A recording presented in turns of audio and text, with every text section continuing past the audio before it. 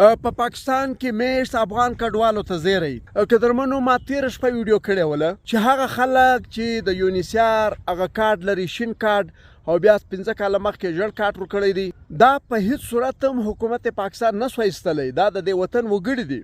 نن د پاکستان نگران وزیر اعظم انوار الحق هم د دې وضاحت کړی دی دغه د تاسو واوري जो रजिस्टर्ड अफ़गान रेफ्यूजीज़ हैं उनमें से तो एक फ़र्द को भी हम ना निकालने की हमने बात की है ना मुझे समझ आ रही है कि तासुर आया कहाँ से है। ये 3 कैटेगरीज़ है। एक आपके पास रजिस्टर्ड अफ़गान रेफ्यूजीज़ है जो अराउंड 1.8 मिलियन है। इनमें से एक फ़र्द को भी हम हाथ नहीं लगा रहे, न कोई ऐसी बात हुई है और मुझे नहीं समझ आ रही कि ये तासुर क्यों भर रहा है। دی وایي چې هغه خلک هغه افغان کډوال چې دغو سره کارډونه شته شنه کارډونه او بیا د ژړ کارډونه دو ته څوک لاس هم نه سوی وړی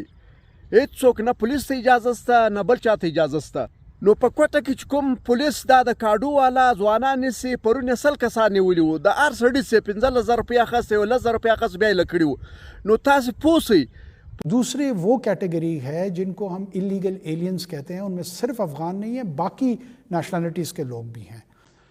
ये ज़रूर है कि हम समझते हैं कि इन लोगों की जो वापसी का इंतज़ाम हो इसमें इनकी इज़्ज़त नफ्स मजरू नहीं होनी चाहिए, इनके ख़वातीन हैं इनके बच्चे हैं, at the end of the day we police ता چې پیسې ورنکړي او نه تاسو هغه بارډر پاس کولی شوای په خپل حق خبر سي په پاکستان کې د اوسېدلو په قانون خبر سي دویم وزیر اعظم پاکستان نگران وزیر اعظم پاکستان وایي چې کوم خلک دلته پراته دي غیر قانوني دا اوس چې راغلي دي 2 کاله 3 کاله چې کېږي هغه چې هم موږ باسو ډېر په عزت به باسو د دوی سره به سلام مشوره کوو دوی ته به خرچه ورکوو دوی ته به پیسې ورکوو دوی به راضي کوو بیا به وځي